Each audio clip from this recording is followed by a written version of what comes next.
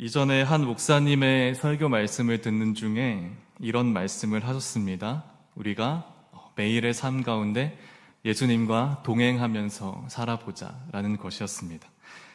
동행의 의미가 얼마나 중요한지에 대해서 이야기를 하시면서 그 비교군으로 동거에 대한 이야기를 하시더라고요. 그러면서 이렇게 말씀하십니다. 성도 여러분, 예수님과 동거하는 인생이 아니라 동행하는 인생으로 우리는 살아야 합니다 라고 이야기를 하는 것이죠. 우리가 사랑하는 남편, 사랑하는 아내와 동거하는 사이이지만 동행하지는 않죠. 한 집, 한 가정을 이루고 살기에 같이 산다고 이야기는 하지만 언제나 같이 동행하지는 않습니다. 그렇죠? 각자의 다른 일들도 있고 각자의 직장 생활도 있기 때문에 그렇습니다. 또 우리 자녀와도 마찬가지 아니겠습니까? 얼마나 사랑하는 우리의 자녀와 함께 동거는 하지만 학교도 보내야 되고 학원도 가야 되고 또 같이 함께 있지 못하는 상황들이 있기 때문에 동행한다고 말할 수는 없습니다. 그러면서 이 목사님이 예수님과의 동행을 강조하시면서 우리는 예수님과 동거하는 사이를 넘어서서 예수님과 동행하면서 살아가야 한다는 그런 인생에 대해서 이야기를 한 것이죠. 제가 이 이야기를 들으면서 제가 제 스스로 질문을 해보게 되었습니다. 나는 예수님과 동거하는 인생을 살아가고 있는가? 아니면 예수님과의 동행을 추구하면서 살아가고 있는가? 더 정확하게는 나는 예수님과 동거하는 것에 만족하는 것을 원하는지 아니면 예수님과 동행하는 삶을 원하는지에 대해서 깊게 생각을 해보게 되었죠. 사실 우리도 사랑하는 가족들과 동거하면 얼마나 좋습니까? 물론 너무나 사랑하는 아내, 사랑하는 남편, 또 사랑하는 우리 부모님, 자녀들과 동거함으로써 함께 한 가족을 누리는 그 인생이 되는 것이죠. 그런데 한번 동행한다고 생각을 해보세요. 화장실에 갈 때도 함께 가고 어디를 가든 내 옆에 시종일관 붙어 있는 거예요. 좋으신가요? 네, 말이 좀 웃기긴 하지만 가끔은 안 보고 싶을 때도 있지 않습니까? 네, 저만 쓰레기인가요? 아무튼 동거하는 인생이 주는 그 만족감이 있지만 항상 모든 시종일관 같이 함께 한다고 봤을 때 그것이 주는 부담감이라는 게 참 있지 않습니까? 예수님도 사실 마찬가지 아닐까 싶습니다. 예수님이 우리의 가장이 되시고 나의 피난처가 되시고 나의 아버지가 되시며 친구가 되어주시는 또 한 집, 한 식구가 되어준다라고 생각하면 이만큼 든든한 분이 없죠. 하지만 예수님이 동행하신다라고 생각했을 때 그것이 여러분에게 정말 기쁜 소식이 되십니까? 혹시나 예수님과의 동행이 부담스럽게 느껴지진 않으십니까? 언제나 매일의 삶 속에서 예수님과 동행하는 것의 참된 기쁨, 그거보다는 동거 정도에 만족하는 인생이 어쩌면 우리 안에 있지 않은가라는 생각을 이 이야기를 들으면서 해보게 되었습니다. 예수님의 복음이 정말 나의 복음이 되었다면, 예수님이 나의 구주가 되시고 예수님과 함께하는 것이 정말 나의 복음이 되었다면 예수님과의 동행이 정말 참된 기쁨이 되어야 하는 것이 마땅한 줄을 우리 마음속에 이미 알고 있는데 그 인생에 대해서 실질적으로 우리가 사모하고 있느냐? 그것에 대해서 생각해 보게 될 때면 우리는 때로는 예수님이 부담스럽게 느껴질 때가 참 많이 있다라는 것입니다. 그러면서 가끔씩 그런 의심이 드는 거죠. 내가 예수님 동행 너무 중요한 건 알겠는데 내가 예수님을 사랑하는 게 맞나? 예수님 진짜 좋은데 동행은 좀 아닌데 라고 생각하는 나 자신을 볼 때마다 내 안에 신앙적인 이중성이 존재하는 것이 아닌가라는 생각을 해보게 된다는 것이죠. 그러면서 저는 이렇게까지도 깊게 생각을 해보게 됩니다. 나는 정말 예수님으로 충분하다고 진실되게 고백하는 사람이 맞나? 말뿐으로만 예수님이면 충분하다고 얘기하는 그런 사람이 아닌가라는 생각을 해보게 되었습니다.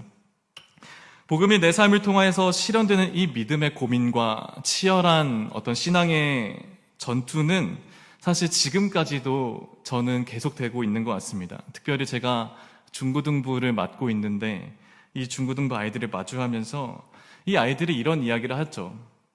저는 제가 잘 되고 유명해져서 사람들에게 선한 영향을 주고 싶고 나의 입술의 고백을 통하여서 나의 삶의 모습을 통하여서 하나님께 영광 돌리는 삶을 살고 있습니다 라는 고백을 정말 많은 친구들이 합니다. 제가 그 이야기를 들으면서 저도 어떻게 보면은 저의 그런 복음의 영광스럽게 사용되는 그 모습을 가장 먼저 보여주고 싶은 친구들이 바로 우리 중고등부 친구들이란 말이죠.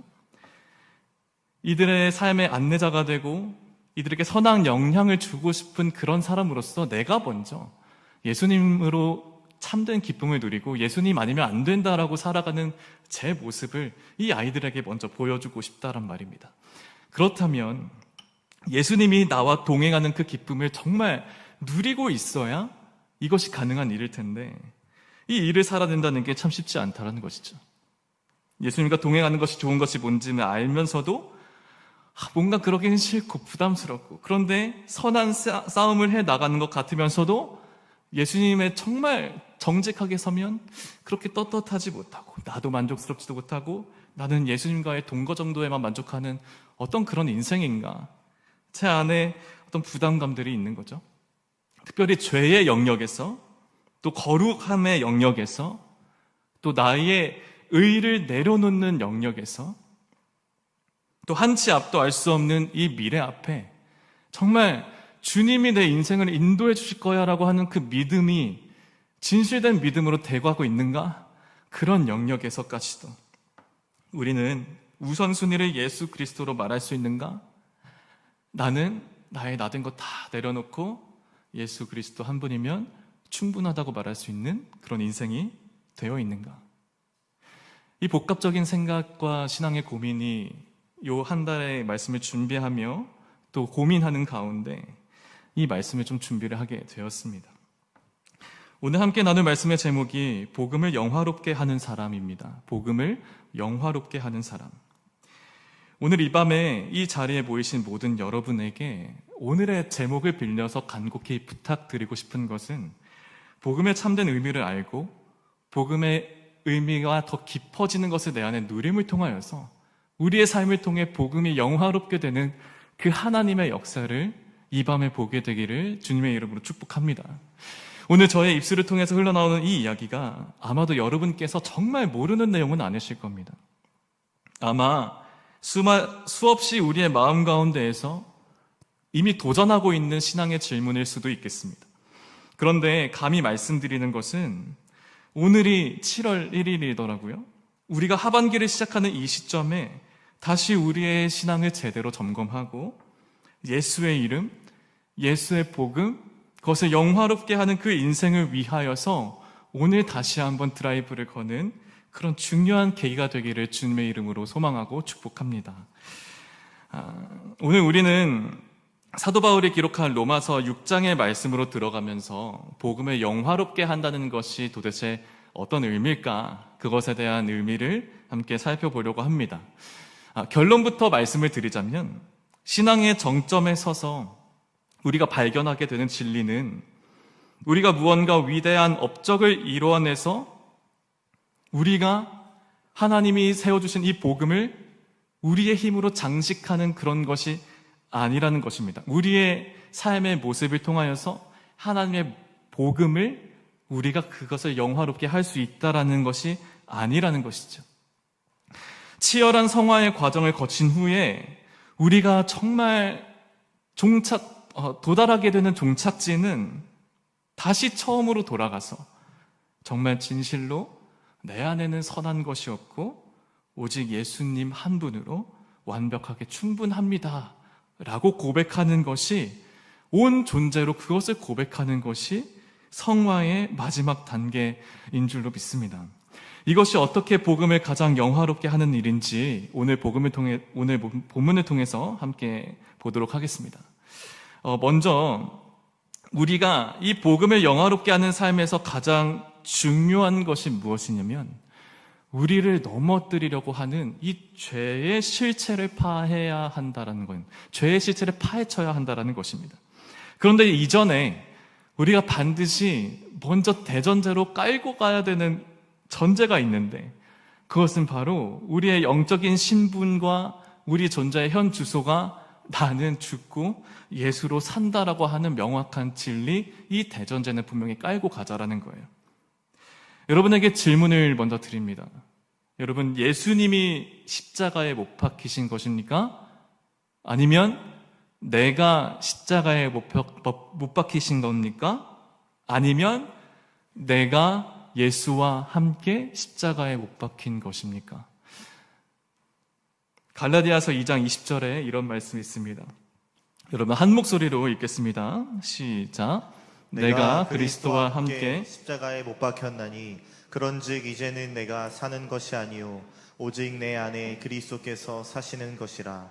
이제 내가 육체 가운데 사는 것은 나를 사랑하사 나를 위하여 자기 자신을 버리신 하나님의 아들을 믿는 믿음 안에서 사는 것이라. 아멘. 여러분 잘 알고 있는 이 말씀, 이 갈라디아서 2장의 말씀에 이 맥락을 살펴보면 하나님이라고 하는 이 재판장 앞에서 죄인인 인간이 어떻게 무죄 선고를 받을 수 있는가, 이 죄의 법정 드라마의 한 순간이라고 이해하시면 좋을 것 같습니다. 그래서 십자가에 예수님만 못 박힌 게 아니고, 십자가에 내가 못 박힌 게 아니고 분명히 이야기하는 것은 내가 그리스도와 함께 십자가에 못 박혔나니, 그것을 통하여서 무죄 선고 땅땅땅 이루어진다라는 것이죠. 이 결정적으로 우리의 무죄 선고는 법적인 용어라는 것이에요. 하나님께서 너는 십자가에 예수와 함께 못 박힘을 통하여서 너는 죽은 존재야라고 내 존재론적인 것을 법적으로 이미 선포하셨다라는 거예요. 그러면 법적으로는 예수님의 시선에서는 이 나라는 조창원이라고 하는 자는 이제 존재하지가 않는 것입니다. 왜? 내가 예수 그리스도와 연합하여 십자가에 못 박혔다고 고백하기 때문에. 내 죄에 대한 형기는 이미 끝났고 이미 죄의 노예였다고 말하고 있는 옛사람인 나의 모습은 이미 죽었다라고 선포를 하는 것입니다. 그것을 가지고 시작한다라는 것이죠. 여러분, 법적인 용어 중에 일사부재리라는 용어가 있습니다. 이게 무엇이냐면 한 번 심판을 쓰면 그것에 대해서 번복하지 않고 돌이키지 않는다라는 거예요. 우리의 모든 죄가 하나님의 법정에서 이미 기소가 되었는데 아무리 사탄 마귀가 우리의 죄를 다시 들춰내고 이 사람에 대해서 다시 고소하려고 하더라도 이미 그리스도께서 내 죄를 짊어짐과 동시에 내 죄가 이미 죽었고 그분과 연합되어 살아났음을 이미 선포하였기 때문에 아무리 사탄이 우리를 죄를 들춰내고 고소하더라도 우리는 이미 십자가에 못 박혀 죽고 구원을 얻은 인생이라는 것입니다. 이 믿음의 선포에서 시작한다는 것이죠. 그리고 나서 이렇게 성경은 이야기를 합니다. 이제는 그리스도께서 내 안에 사신다라는 것이죠. 내가 십자가에 못 박힌 우리는 이제 예수로 살아간다라는 거예요. 내가 예수님이 된다, 그런 의미가 아니라 예수님이 내 인생의 주권을 붙잡는 주인이 참되게 되신다라는 것을 우리가 인정하면서 살아간다라는 것이죠. 내 안에 계신 예수님의 생명이 나라는 통로를 통하여서 세상에 흘러가게 되는 그 인생, 그 삶을 살아가는 그런 인생이 저와 여러분의 인생인 줄로 믿습니다. 그런데 이상한 사실이 있습니다. 우리의 옛사람은 이미 십자가에서 죽었어요. 그리고 이제 예수로 사는 존재가 되었는데 왜 사도 바울은 오늘 본문의 로마서 6장 12절에서 이토록 다급하게 우리에게 경고를 하고 있는 건지 모르겠습니다. 로마서 6장 12절에 이렇게 나와 있습니다. 그러므로 너희는 죄가 너희 죽을 몸을 지배하지 못하게 하여 몸의 사욕에 순종하지 말고. 아멘. 이미 십자가에서 끝낸 이야기라면 왜 굳이 죄가 너희를 지배하지 못하게 하라고 명령을 하는 것이겠습니까? 바로 여기에 우리가 직면해야 될 죄의 치명적인 본질이 숨어져 있다라는 것이죠. 우리가 신앙생활을 하게 되면서 가장 오해하기 쉬운 단어 중에 하나가 이 죄라는 단어인데 흔히 죄를 신이라고 하죠. 그래서 죄의 복수의 형태를 붙여서 since 하면서 이 죄를 계속 세어 나갑니다. 거짓말을 하거나 누군가를 시기 질투하거나 죄의 행동적인 모습들을 보면서 어떤 하나님의 시선에서 보이지 않는 어떤 행동적인 양식 그런 것들의 목록 정도로 생각하는 경우가 있다라는 것이죠. 그러나 바울이 로마서 5장에서 8장까지에 말하고 있는 죄의 현실은 전혀 다른 차원입니다. 이 죄라고 하는 헬라어가 하마르티아라고 하는데 이 하나님이라고 하는 관역에 화살을 제대로 쏘지 못하고 다 비껴나가는 거예요. 어떤 행동 양식이 모습으로 생각하는 경우가 많이 있을 텐데 바울은 이 로마서에서 죄를 한 인격체로서 묘사를 하고 있습니다. 마치 살아 숨쉬는 지성을 가진 거대한 인격체이자 우리의 삶을 조종하는 폭군처럼 묘사를 하고 있어요. 그래서 본문에서 죄가 너희 죽을 몸을 지배하지 못하게 해라. 죄라는 어떠한 인격체가 우리의 삶을 조종하고 있고 그것을 지배하지 못하게 하라라고 말하는 것인데 이것을 좀 더 원어적인 의미를 보게 되면 죄가 우리의 삶에 왕노릇하지 못하게 하라는 의미가 담겨 있다고 합니다. 죄는 단순한 얼룩과 우리 인생의 오점이 아닙니다. 우리의 인생이라는 영토를 침략하여서 스스로 왕좌에 앉아서 우리를 노예처럼 통치하려는 무시무시한 권력이라는 것이죠. 그렇다면 이 죄라는 폭군은 구체적으로 우리의 어디를 공격하고 있는지를 로마서 6장 12절에 보여주고 있는데 바울은 이렇게 지적하고 있습니다. 너희 죽을 몸이라고 정확하게 짚어내고 있습니다.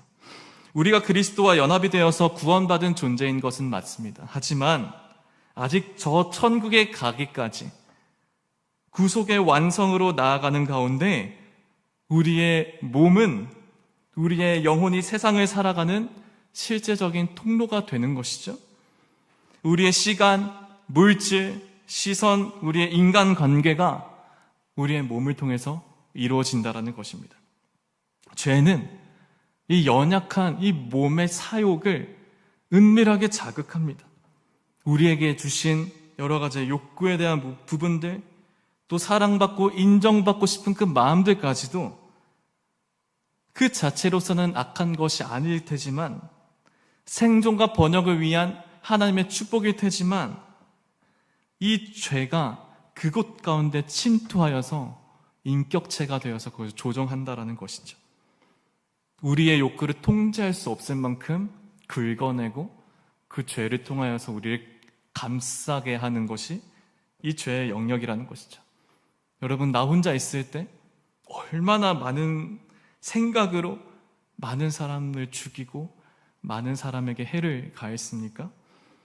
또 물질에 대한 욕구도 돈을 버는 것을 넘어서서 내가 돈을 숭배하게 되는, 돈이 우상이 되는 영역.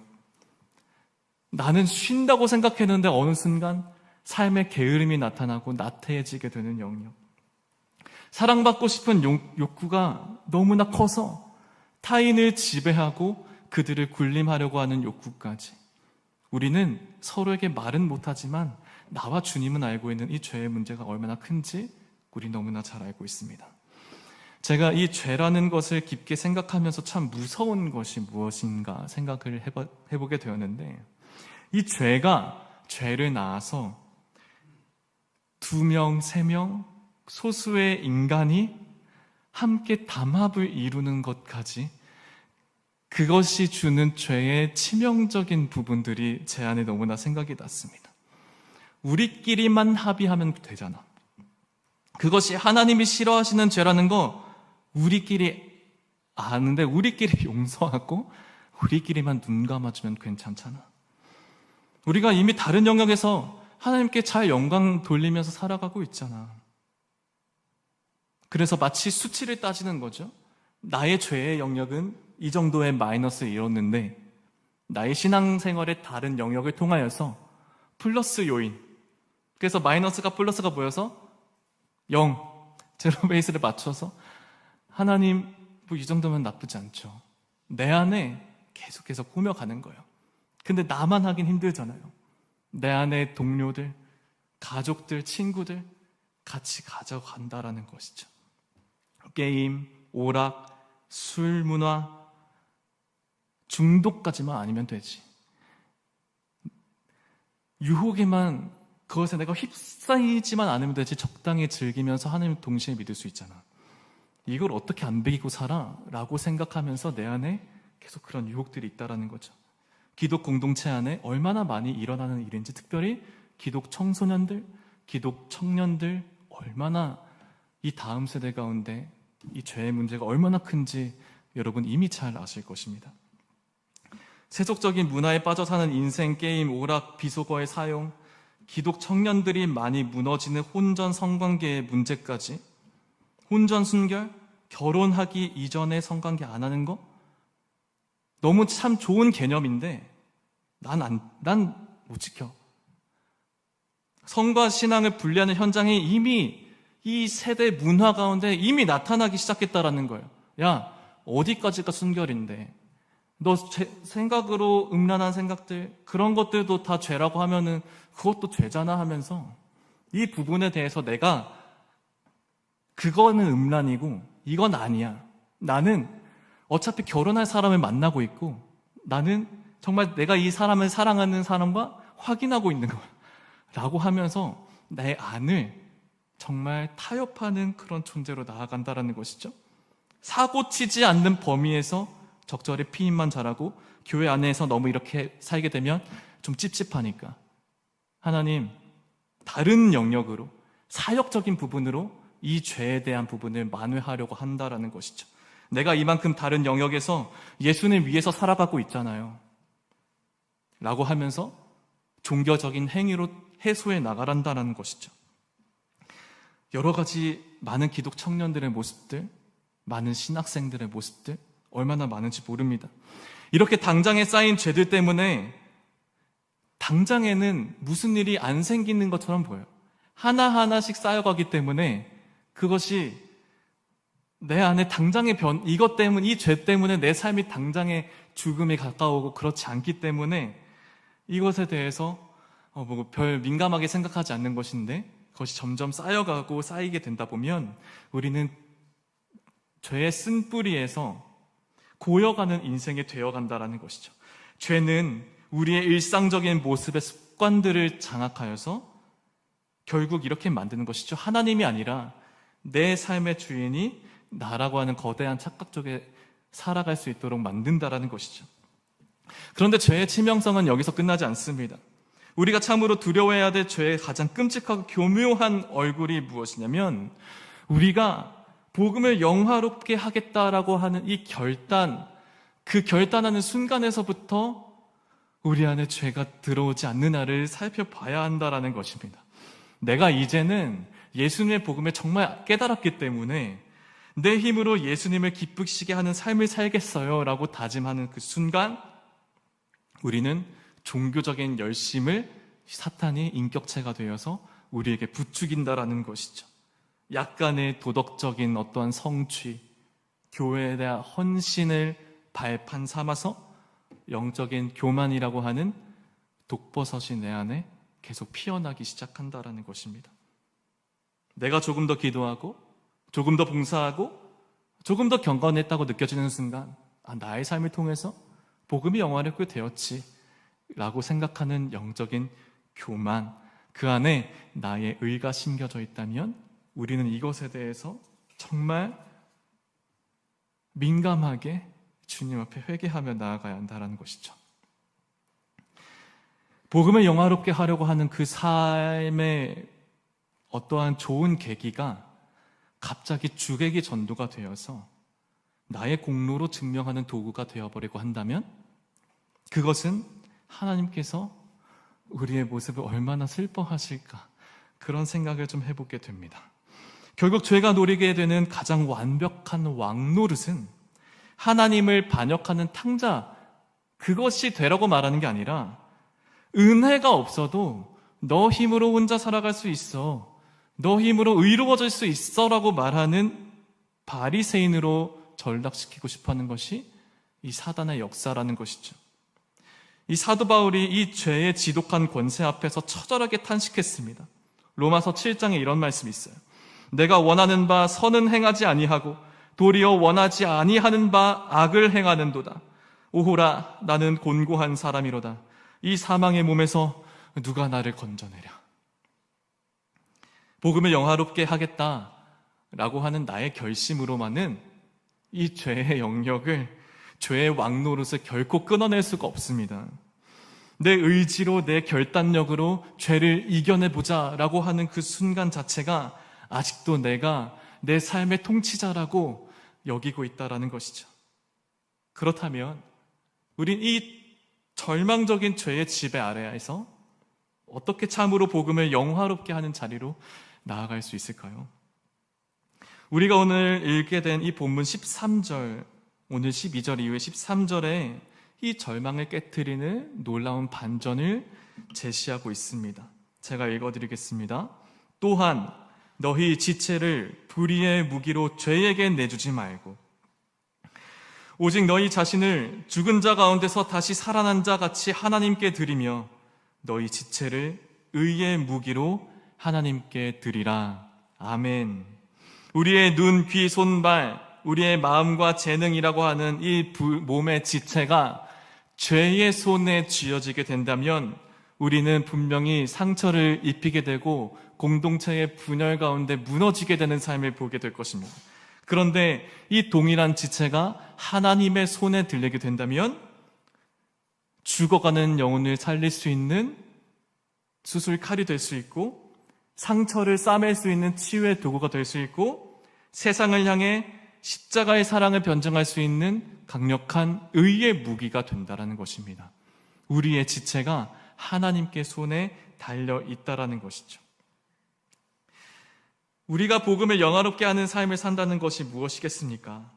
나라는 무기, 나라는 내 지체라는 의의 무기의 나를 내 스스로 시퍼렇게 갈아서 내 온 힘을 다해서 화려한 칼춤을 추면서 하나님 보세요. 제가 이렇게 하고 있습니다. 라고 하는 게 아니라는 것이죠. 바울은 우리에게 스스로 싸우라고 이야기하고 있지 않습니다. 바울이 말하는 한 해의 말씀이 명확합니다.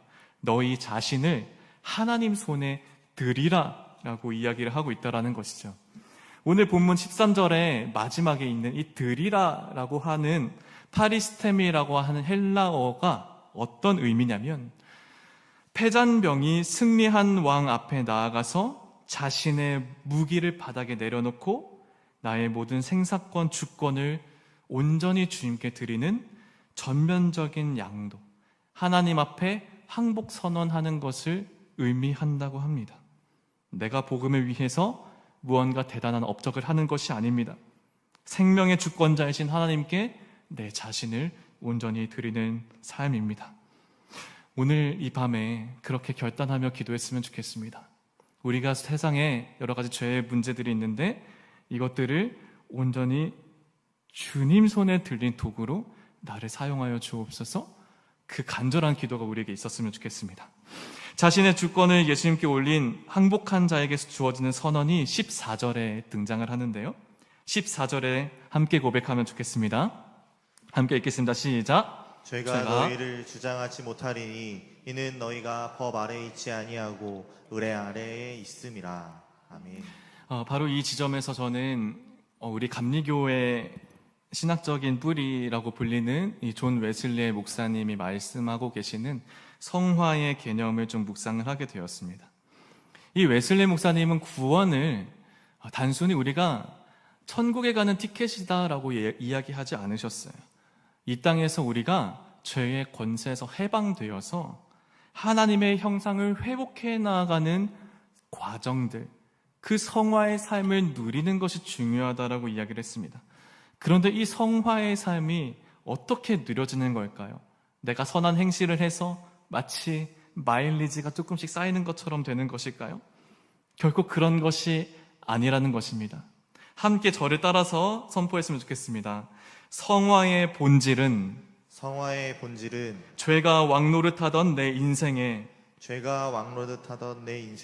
이제는 예수 그리스도의 은혜가 왕의 자리에 계신 것입니다. 왕의 자리에 계신 것입니다. 아멘이십니까? 아멘. 거룩해지기 위하여서 치열하게 살아본 사람이야말로 성화의 정점을 향해서 매일의 삶을 노력하고 눈물로 달려가 본 그 사람만이 뼈저리게 고백하는 진실이 있습니다.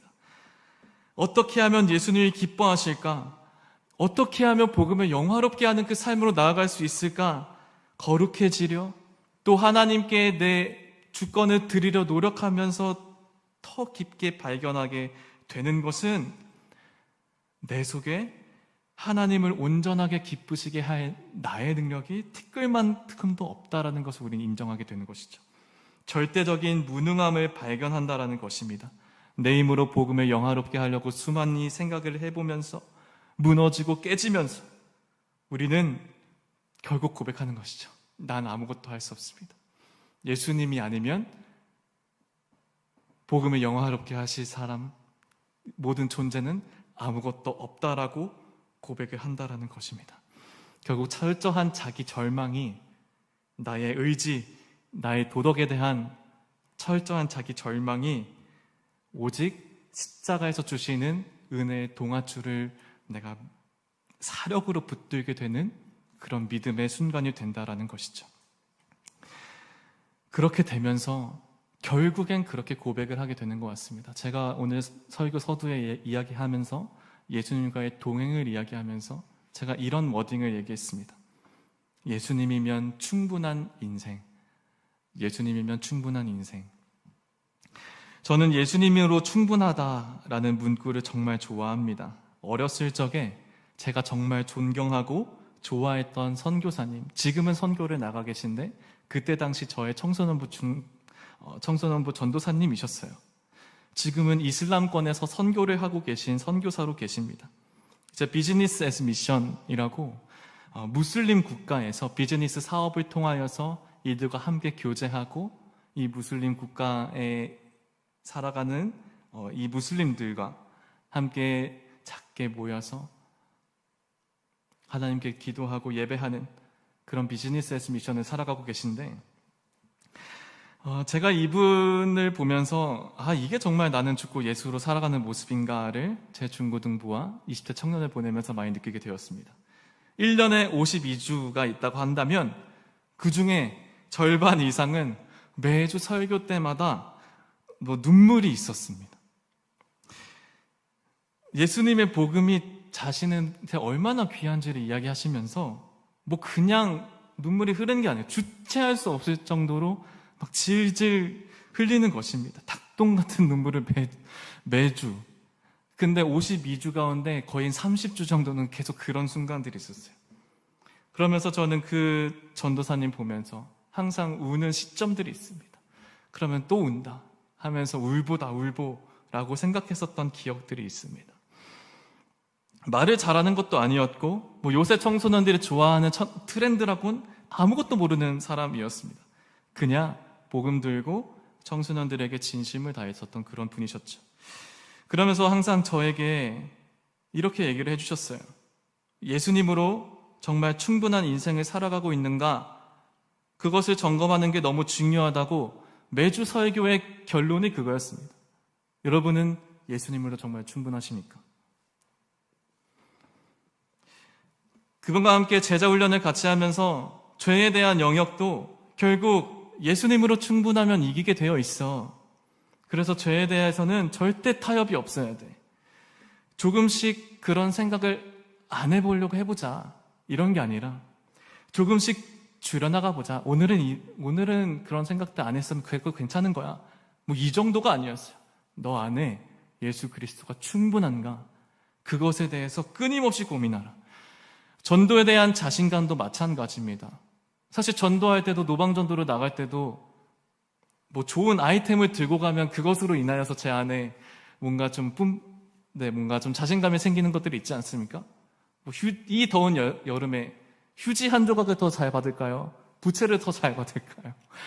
저는 부채를 선택할 것 같아요. 그런데 이 안에도 정말 예수님을 충분해? 정말 예수님을 충분해?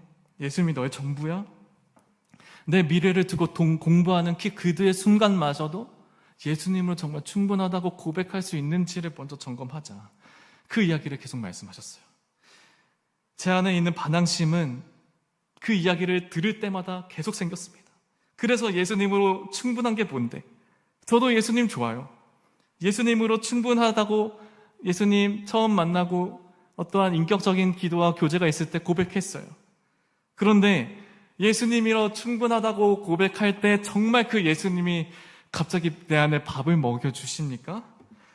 내 안에 거룩을 결국 쌓아가는 그것도 결국 내 안에 결단 아니겠어요? 오직 오히려 예수님께서 내 모습을 보고 창원아 잘한다, 칭찬해줘야 되는 거 아니겠냐라는 것이죠. 내 안에 평안을 주시고 나에게 보호해 주시고 다 알겠는데 예수님으로 충분하다? 그게 밥 먹어주냐? 라는 제 안에 반항감들이 얼마나 많이 있었는지. 그때 전도사님도 저는 그냥 하시는 말이겠지, 그냥 성경에서 그런 어조로 얘기를 하니까 전도사의 입술을 빌려서 말하는 것이겠지라고 생각했던 때가 참 많이 있었습니다. 한 번은 저에게 큰 충격의 사건이 있었는데 선교사님의 결혼식 사건이었습니다. 이제 전도사님이 선교사가 되셨기 때문에 결혼을 하시는데, 여러분 보통 결혼을 하면 축하받아야 할 분이 누구죠? 신랑과 신부입니다. 신랑과 신부의 아름다움을 위하여서 모든 것을 준비하는데 이분은 달랐습니다. 결혼을 준비하면서 하나님께서 그런 마음을 주셨다라는 거예요.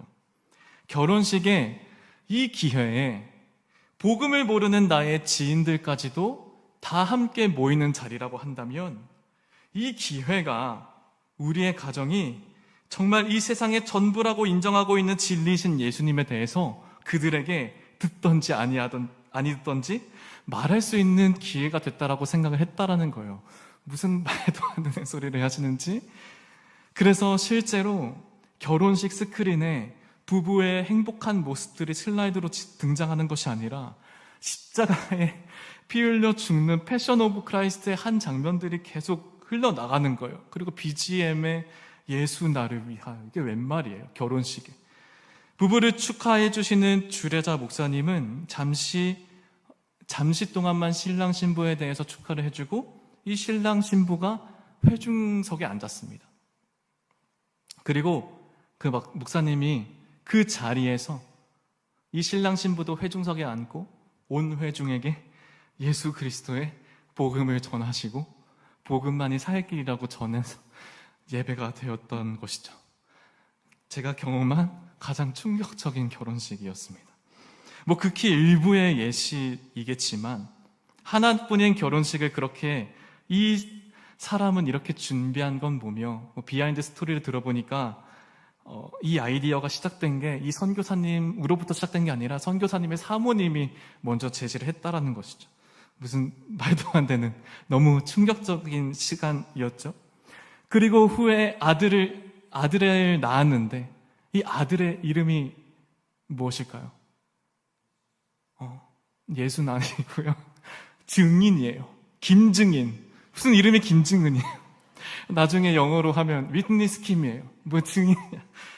근데 믿음으로 고백한 거죠. 선교를 결심하시고 이슬람권에서 비즈니스 미션을 통하여 사업장에서 주일마다 예배하시고 선교적인 삶을 살아가는 인생이라는 거예요.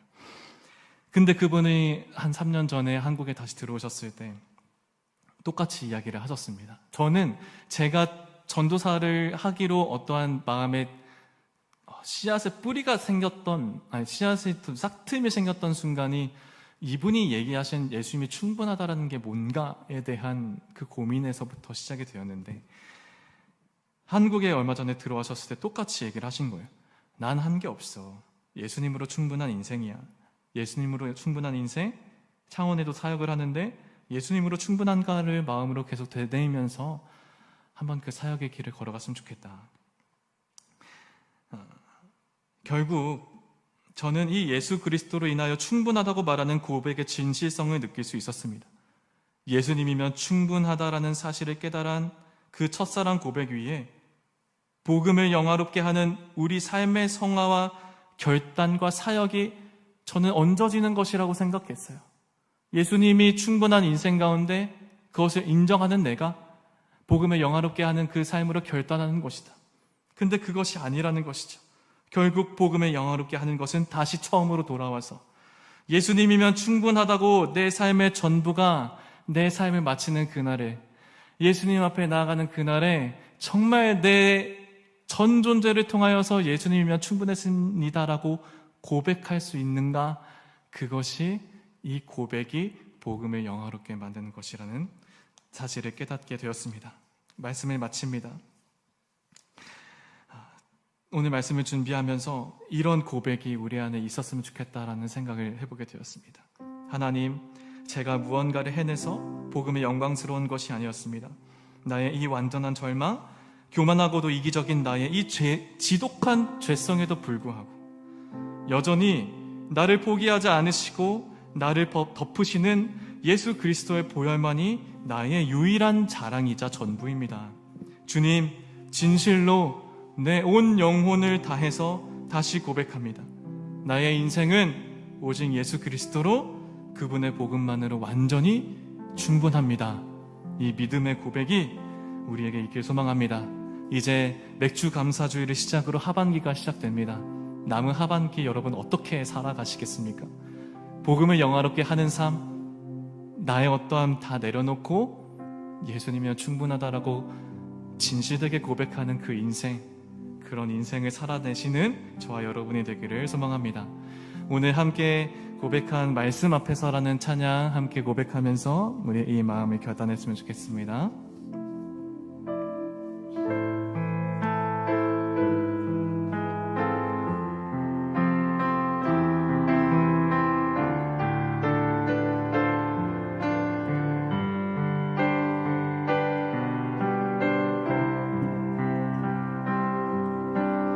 말씀 앞에서 경외함으로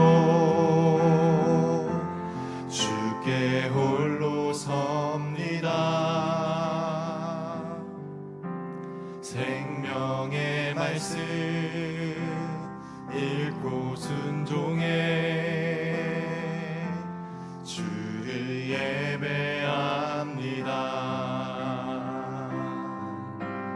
기록된 말씀 힘이 있어서 진리로 우리 거룩해 하며 거룩한 말씀 세세 영원히 복음이 되어 말씀하시네. 하나님 말씀에 두려워 떠는 자, 그 말씀에 생명을 거는 자, 한 사람 찾으시는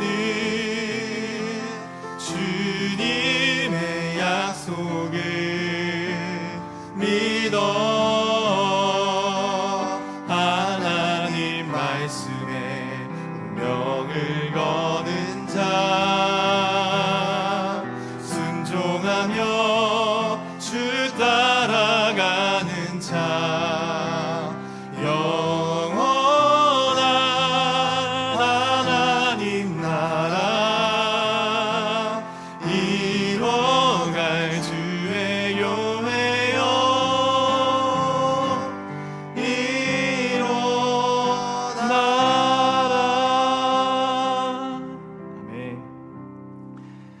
기도하겠습니다. 주님, 우리의 삶은 복음이 영화로워지는 것을 기대하는 것이었습니다. 그런데 때로는 그것이 나의 힘으로 되는 것이라고 생각되는 것을 회개합니다. 잘하려고 했는데 죄에 무너지는 내 일상을 보며 실망하기도 하고, 그래서 이런 나의 삶에 매일 동행하신다라고 말씀하시는 예수님이 부담스럽게 느껴질 때도 있었습니다. 주님, 그러나 복음을 영화롭게 하시는 분은 오직 예수 그리스도 한 분이심을 다시 깨닫게 되었습니다. 나의 의의 무기를 내 손에 주는 것이 아니라, 사단의 손에 들려보내는 것이 아니라 오직 예수님 손에 들릴 수 있게 하는 결단을 우리에게 부어주옵시고, 그래서 예수 그리스도 한 분이면 충분하다는 이 고백이 내 삶의 전부에서 울려나오는 진정한 삶의 고백이 되게 하여 주옵소서. 감사드리며 주 예수 그리스도의 이름 받들어 기도하옵나이다. 아멘. 우리 주신 말씀 함께 기억하시면서 함께 주님의 이름 간절히 부르짖고 기도하겠습니다. 주여, 주님을 향해 나아가는 우리의 삶이 되길 원합니다. 주님, 예수 그리스도의 복음으로 하나가 되는 우리가 되게 하여 주십시오. 내 안에 끊어지지 않는 죄악들이 있다면 그 죄의 인격체가 무서운 것을 우리가 알게 하시옵소서.